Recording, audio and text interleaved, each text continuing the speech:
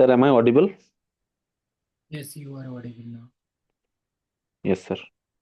The last day we have discussed, last topic is Sir, chemical equilibrium and ionic equilibrium was discussed. The solubility products and application of ionic equilibrium that was completed. this chemical equilibrium ionic is completed now. Yes, sir, both are completed. Phase equilibria we have discussed. No, sir, phase equilibrium is not discussed yet. Okay, no problem. Yeah, let me start. Basic introduce yourself. Yes, sir. Sir, I am Subodhit Jana. I am from Purbo Medinipur district of West Bengal. I completed my class 10th and 12th from Nachinda Jiban Krishna High School. After that, I completed my BSc from Midnapur College Autonomous. Then I completed my MSc from IIT Guwahati. And sir, currently I am preparing for competitive exams related to chemistry.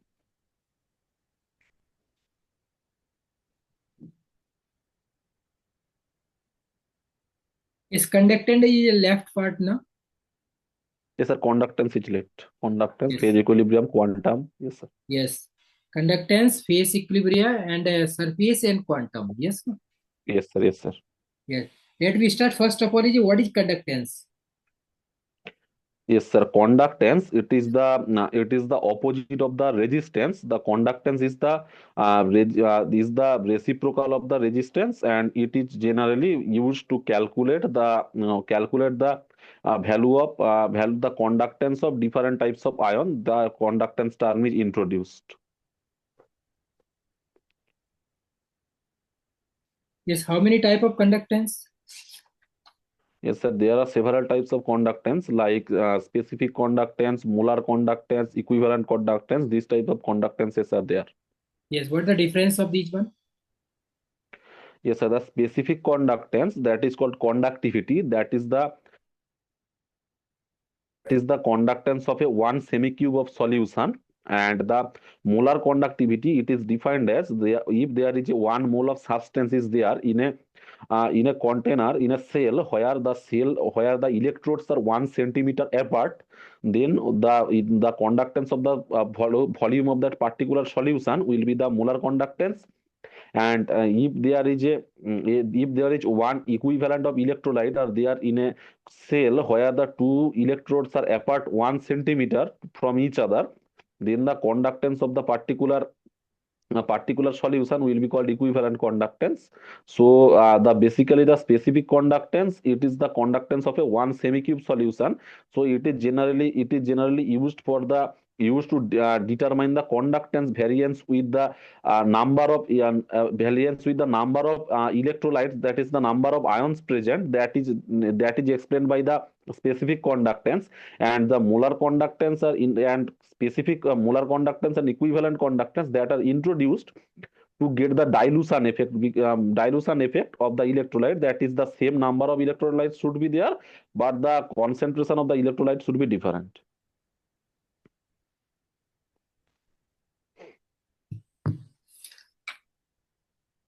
Yes, good. Next is what Yes, is sir. ionic mobility? Yes, sir. Ionic mobility, it is the speed of the ion under unit potential gradient.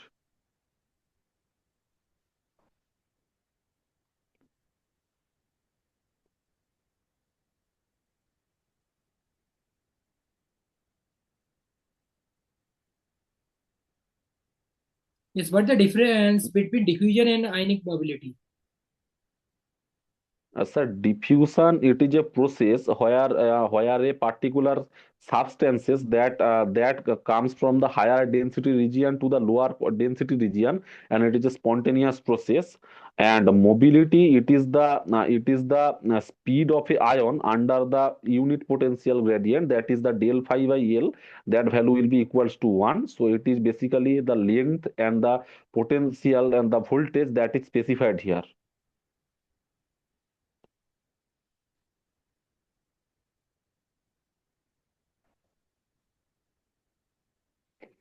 Next one is Collard's law. What is Collard's law? What the main application of Collard's law? Yes, sir. The Kohlraasch's law that is generally used for determining the conductance of the weak electrolytes. The Kohlraasch's law states that at infinite dilution, when the ions are far apart from each other, then the total conductance of a electrolytic solution, that will be the sum of the cationic conductances and anionic conductances at infinite dilution. So using Kohlraasch's law, we can apply that to determine the conductance of a weak electrolyte like CH3COOH or NH4OH. So we can calculate the conductance of a weak electrolyte. Also we can calculate the conductance of a strong electrolyte if the individual conductances of the particulars constituting ions are known.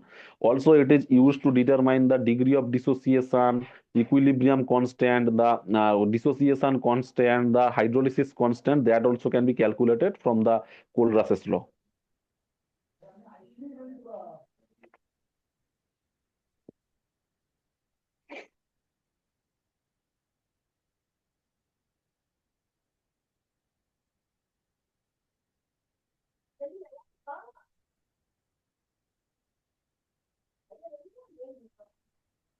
What the relation between molar ionic conductance and ionic mobility? Yes, sir. The molar ionic conductance, that is the molar conductance of a particular constituting ion, that is cation or anion.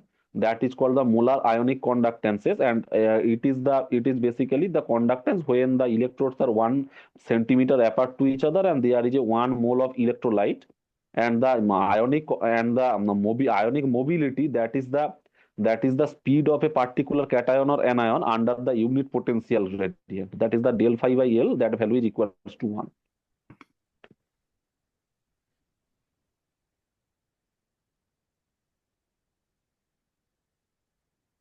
That's good. Next one is what the difference between conductometric titration and precipitated titration in conductance. Yes, sir. The conductometric titration, it is a titration process where the conductance of the particular total solution that is determined during the process, and a graph is plotted versus the conductance versus the volume of the base added or acid added.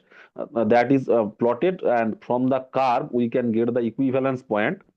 So using conductometric titration, there is different types of titration can be done, like acid-base titration or precipitation titration, or different types of titration can be done using the conductometric process. And or the particular the precipitation titration, it is a titration between the two electrolytes, where after the reaction a particular substance that is precipitated, like the titration between the AgNO3 and KCl. That is called the one of the precipitation titration. And also the precipitation titration, that also can be done in conductometric manner.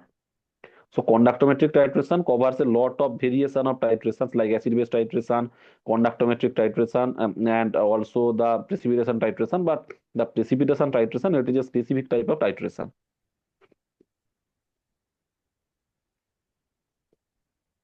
Next one is Ostwald dilution law. What the main application of Ostwald dilution law in conductance? Yes, sir. The Oswald dilution law, that is used for determining the degree of dissociation for a weak electrolyte. The Oswald dilution law states that the degree of dissociation, that is inversely proportional to the square root of the molar concentration of the particular weak electrolyte. So using Oswald dilution law, we can get the idea about the degree of dissociation that is increased when the concentration of the substance that is decreased. So at infinite dilution, the degree of dissociation will be near to the one value unity. So that can be determined from the Oswald's dilution law. Next one is Debye-Luckel theory. Is what the main application of Debye-Luckel theory?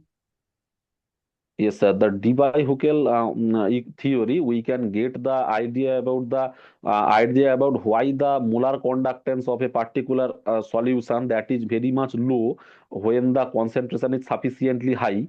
So there is a equation that is called Debye-Hückel-Onsager equation that is basically depend on two different factors. One is called electrophoretic effect and another is called asymmetric effect or relaxation effect. Due to the asymmetric effect, that is the effect when there is no potential is applied, then there is a symmetric formation of the ions, that a cation that is surrounded by the negatively charged ion and an anion that is symmetrically are surrounded by the positively charged ion. So there is no net force working on the particular ion, but when there is a potential gradient, potential is applied, then some ions that try to move towards a particular electrode, then the sphere that will be asymmetric and there will be a neat backward attraction, so the speed will be less for a concentrated solution. And the electrophoretic effect that states that when there is a applied potential, then there will be a streaming or solvent, because the cation, if some ion that moves to a particular electrode, then the oppositely charged the ion sphere that will move to the opposite of the particular ion, so there will be associated solvent molecules that will try to retard the speed of the particular ion. So in a concentrated solution, the electrophoretic effect will be there. So due to this particular two effect, the conductance of a concentrated solution that will be less compared to the conductance of a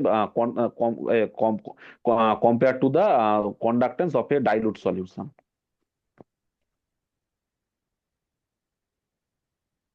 Yes. What the difference between Debye-Hückel theory and Debye-Hückel limiting law?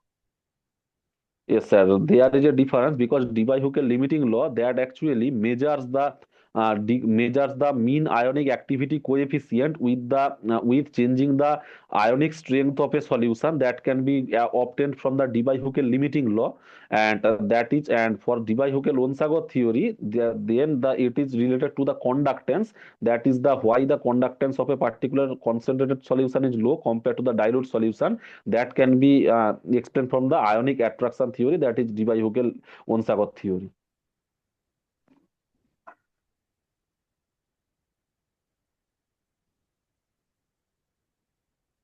Yes. What is activity coefficient of electrolyte? Yes, sir.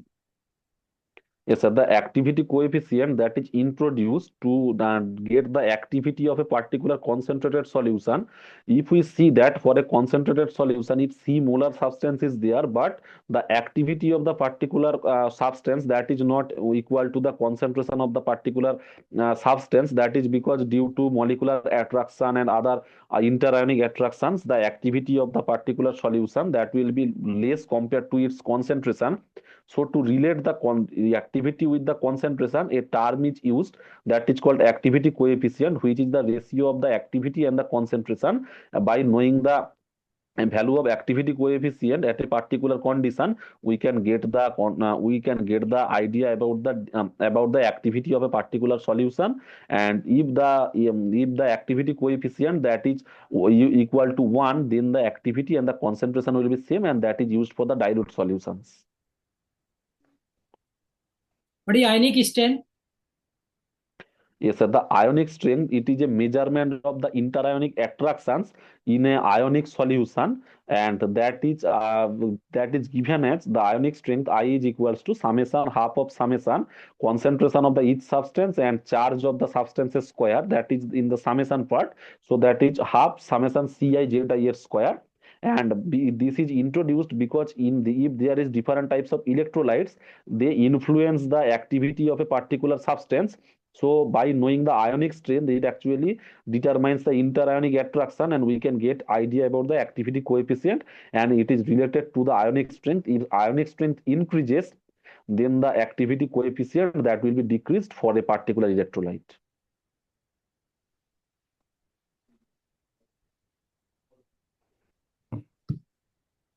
Yes, good. Yes, Next sir. one is mean activity coefficient. What the relation between mean activity coefficient and ionic strength? Yes, sir. As we cannot measure the individual ionic activity coefficients. So a term that is introduced, the mean ionic activity coefficient, which is the geometric mean of the ionic conductance, which is the mean of the geometric mean of the activity coefficient term of the individual ions. So A plus minus, that is equals to root over A plus into A minus. So that is given as the mean ionic activity coefficients.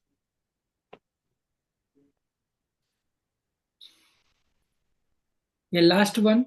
To question is what the beneficial point of conductance in our society and human being? Yes, sir. The measurement of the conductance, we can use it to get the different types of chemical parameters we can measure. Like we can measure the activity, we can measure the we can measure the alpha value, that is the degree of dissociation. We can calculate the hydrolysis constant. We can calculate the okay, acid dissociation constant. Also, we can carry out the conductometric titrations, and by using the titration can be used in analytical chemistry to get the data of the analyte, and we can also use it in precipitation titrations. We can also determine the solubility product. So different types of chemical parameters that can be calculated from the conductometric study, and in complexes, the number of ions that can be determined using conductometric study. So determining the structure of the complexes, that conductance part is useful also there. So conductance has a huge application in the total scientific community.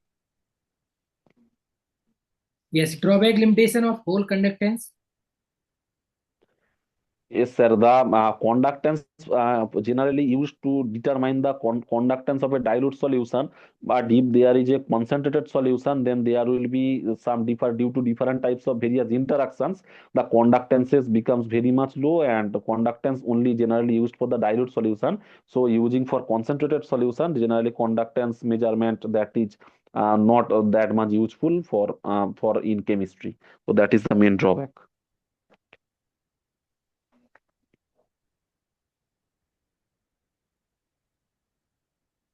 Yes, good. Yes, sir. Next one and next topic is phase equilibria. Yes, what is phase equilibria? Yes, sir.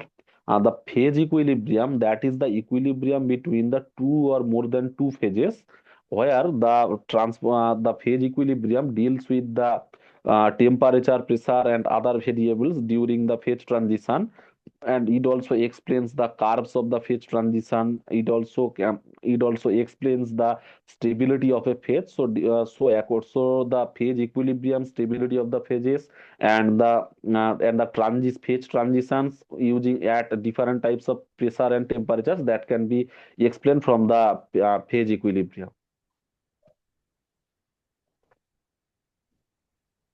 What is degree of freedom? What the formula of first component and second component? So what the difference between first component and two component? One and two component. Yes, sir.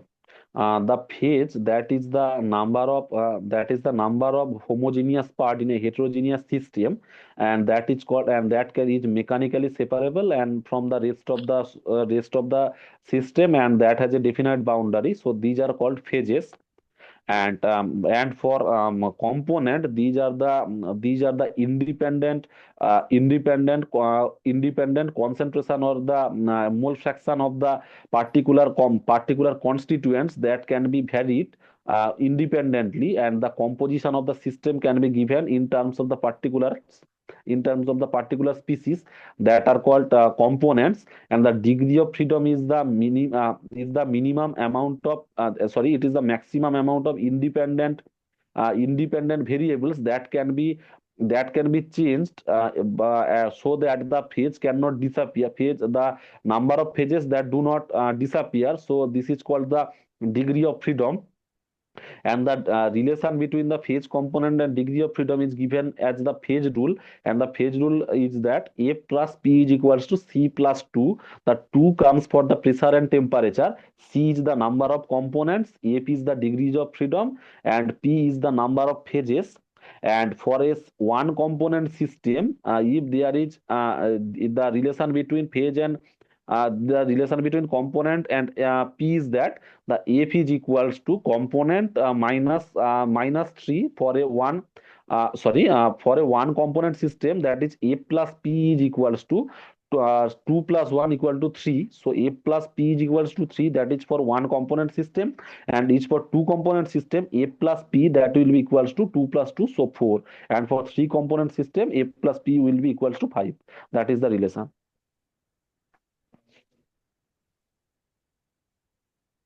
Yes, good. Yes. Yes, sir. How many type of one component system? For the example of one component system?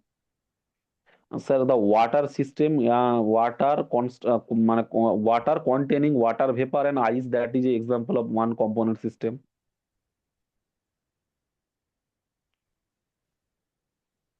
Yes.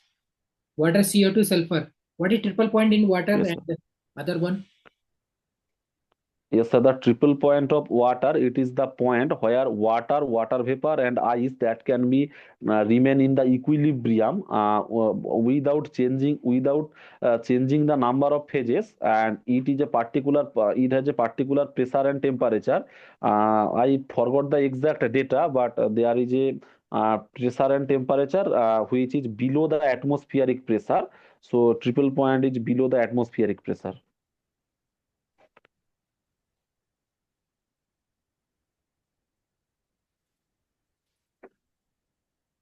How many system present in water system?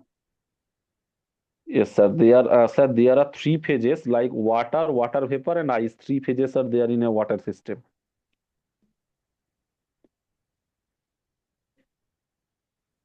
In CO2 and sulfur system? How many phases? Yes, sir. Yes, sir. In case of carbon dioxide, there is also three phases like solid carbon dioxide, liquid carbon dioxide, and gaseous carbon dioxide. And in sulfur system, there are four phases like rhombic sulfur, monoclinic sulfur, gaseous sulfur, and vaporized sulfur. So four phases are there in sulfur system.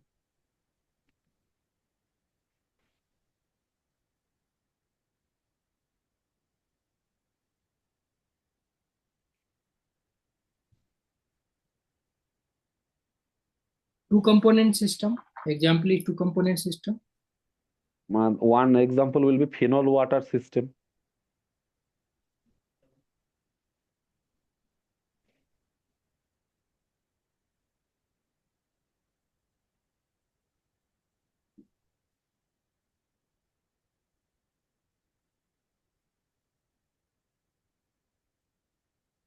Yes, good. Next is three component system.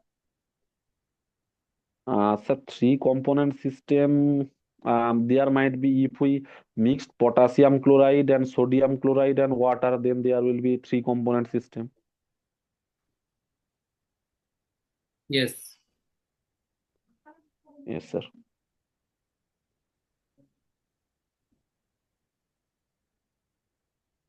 Yes, what the main purpose of phase equilibrium in the component system in physical chemistry? Yes, sir. In phase equilibrium, the study of the phases are there in terms of the stability of the phases, the transition temperature, pressures, and also the composition that is studied in the phase equilibrium.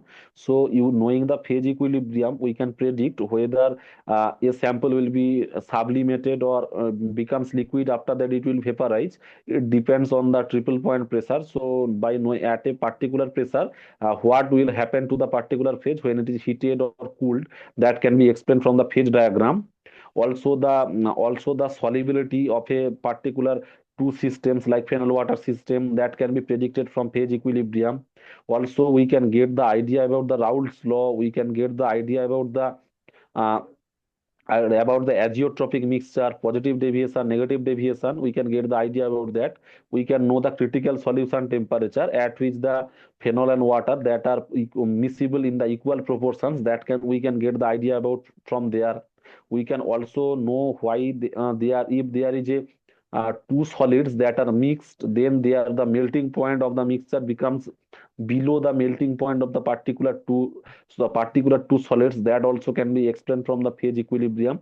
So it has a various application. We can use the phase diagram use to use to make the extraction process, that is solvent extraction.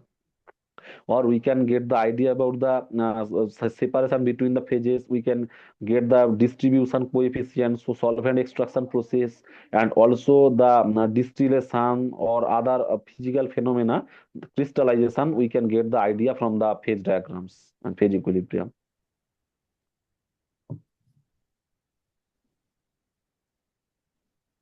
Yes, good. But the beneficial point of this equilibrium in a human's being, our society. Yes, sir. Yes, sir. In human being, for uses of the human being, there is different solvents are used for medicines and other things also. So, ethanol is used for a solvent in various medicines. So, from the phase diagram, we can get idea about the what proportion of the ethanol and water that are mixed in that form a azeotropic mixture. So, we can purify 95.6% ethanol with very ease by using the fractional distillation process. But after that, we have to use any chemical method to separate the ethanol and water from the particular system, so we can get the idea about the what concentration we will get. We can also get the different types of there are different types of purification method like the fractional crystallization and other things also to separate the two compounds, so we can get idea from there. And also in the synthetic laboratory there are for the separation process, solvent extraction process that is used uh, using the partition process, that is separating funnel is used. And we can differ the compounds by using that particular process. That comes from the idea of the phase equilibrium.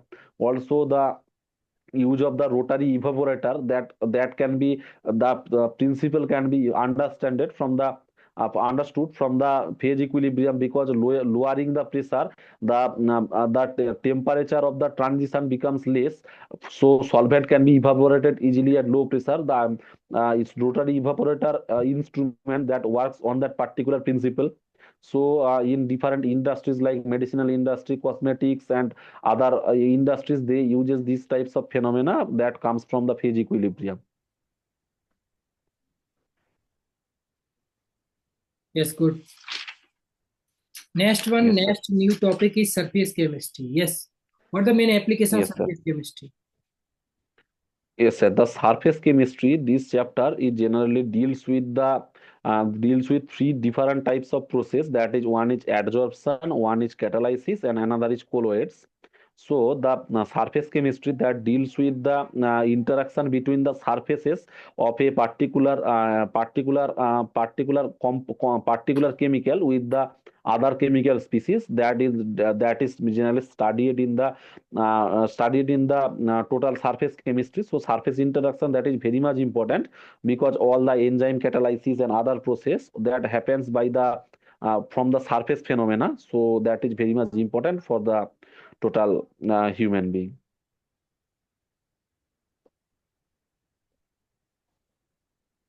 Yes. Yes, sir. Yes. So, what the application of absorption in surface chemistry? Adsorption. Yes, sir. The adsorption, it is a process where the gas molecules generally that are stuck to a solid surface by the surface interaction, that is called adsorption, and it is spontaneous. And so the surface energy of the particular adsorbent material, that is reduced using the adsorption process. So that is generally called the adsorption process. Yes. What is Freundlich adsorption isotherm Yes, sir. application? Yes, sir. Yes, sir. The Freundlich adsorption isotherm, it deals with the fractional coverage, that is x by m, with the relation with the pressure at constant temperature. So this is the graph is given as the Freundlich isotherm, and that is the equation is x by m. That is the x is the amount of the adsorbate, and x m is the amount of the adsorbent. So x by m is equals to k into p to the power 1 by n, where k is a constant, p is the pressure of the particular process, and an is a constant that is dependent on the different types of pressure. So that is called Freundlich isotherm, and it explains why the curve is linear at the beginning, and the pressure and the surface coverage is linearly increases with increasing pressure, and after that there is a curved at medium pressure, there is a curved is obtained, but and when the pressure is sufficiently high, then there is no adsorption, no increase in the adsorption fraction of the surface coverage, because there is a all the surface coverage are covered surfaces are covered by the adsorbate molecules, and the particular curve becomes parallel to the p axis. So that is explained from the Freundlich isotherm. Yes, next one is Langmuir theory of adsorption. What the application? Yes, sir. Using Langmuir's theory of adsorption isotherm, we can get the idea about the how much adsorbent material is required to calculate to require the to adsorb the some amount of gases. So that can be calculated from the from using the Langmuir's isotherm, and it also can be used for the dissociative mechanism also. So it has a several uses. We can calculate the amount of the adsorbent, adsorbate, so different types of chemical parameters that can be calculated from Langmuir's isotherm. Yes, what is VET equation? Sir, I actually forgot the equation, sir. Application of VET equation. Yes, sir. The BET isotherm that is also used to explain the adsorption process, and it also consists of the multi-layer adsorption. And using the BET equation, we can get the idea about the how much adsorbent material or adsorbent material that is required for a adsorption process, and also the at the different types of pressure we can explain the phenomena of the adsorption, where the adsorption will be higher or less, and that can be calculated from the BET isotherm. Yes, what the full form of VET? Sir, I forgot the exact name. E is for emit and B is for Brunner. Emit. Burnett, Emmett, Taylor. 330. Yes, sir. Yes, sir. Yes, sir. Next one is what the VET theory of adsorption? Sir, it actually deals with the multi-layer formation. When there is a multi-layer is formed, then the adsorption process that is generally explained from the BET isotherm, and using the BET isotherm, we can derive a equation which can explain the adsorption phenomena in a versatile manner. When there is a monolayer, then the equation can be modified to get the Langmuir type of isotherm, and also it can explain the multi-layer types of adsorption also. Yes, any drawback limitation of VET? Sir, it cannot explain the solution phase adsorption. Yes. Next one is adsorption isotherm. Yes, sir. Adsorption Uh, isotherm. the Yes, sir. The adsorption isotherm, it is basically relationship between the fraction of the molecules adsorbed, that is the surface coverage with the pressure. So surface coverage and pressure relationship at constant temperature, that is called adsorption isotherm.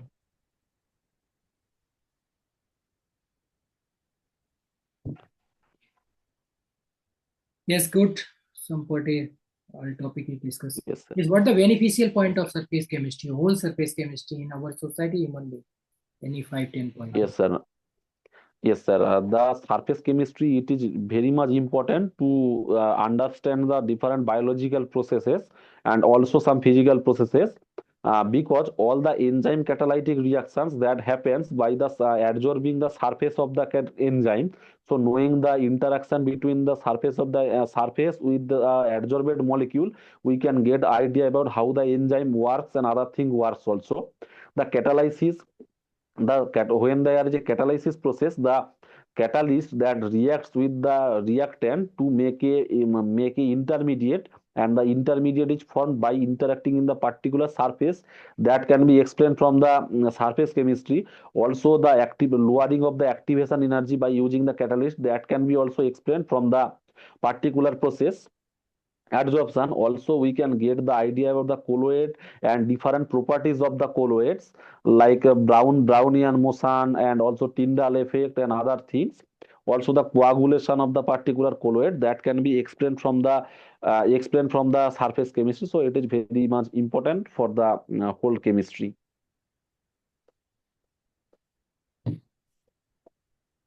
And drawback limitation of surface chemistry, hold surface. Yes, sir. It only deals with the surface of a particular material, but what happens in the bulk of the material, that cannot be explained from the surface chemistry. And also, if there is a reaction that is a chemical reaction happens, that cannot be explained from the surface chemistry, because it only deals with the surface phenomena that is studied in the surface chemistry. So it cannot explain the bulk phenomena. Yes, what are the modern technique for investigation surface? Sir, I cannot understand the question. Please repeat the question again. What are the modern technique for investigating surfaces?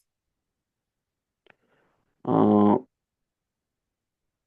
Sir, one is scanning electron microscope.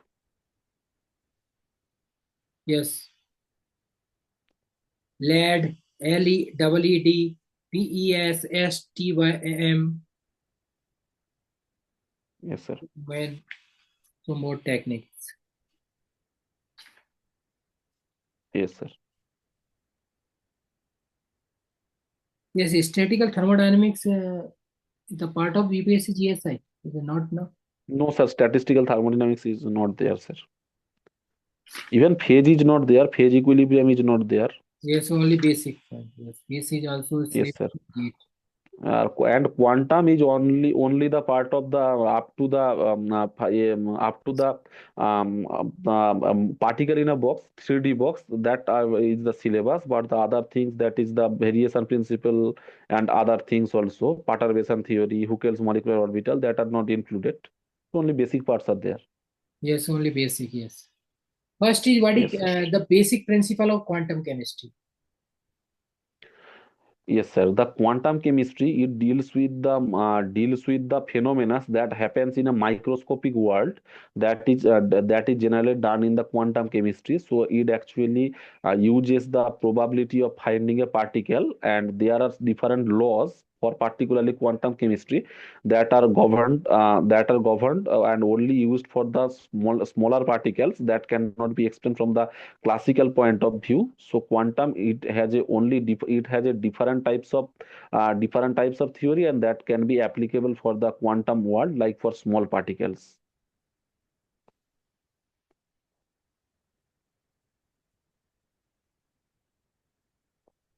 First basic point is uh, what is quantum chemistry? Quantum. Yes, sir.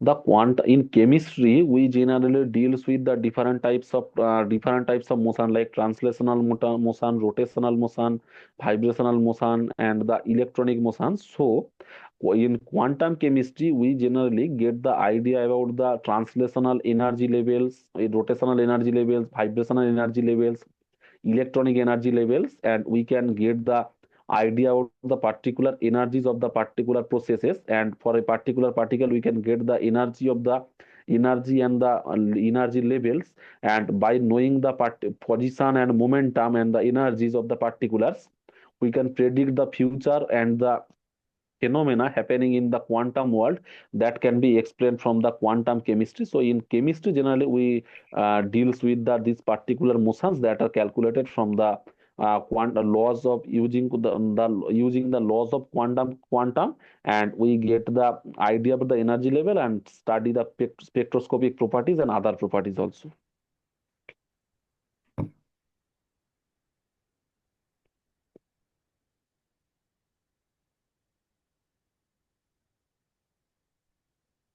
Yes, we have already discussed in atomic structure is Schrodinger wave equation. Yes, sir. Schrodinger, de Broglie, Pauli Yes, experiment sir. That was principle, yes, sir. basic point. Yes, sir. That was Difference discussed. between atomic Schrodinger wave equation and quantum mechanics Schrodinger wave equation. What the difference? Basic.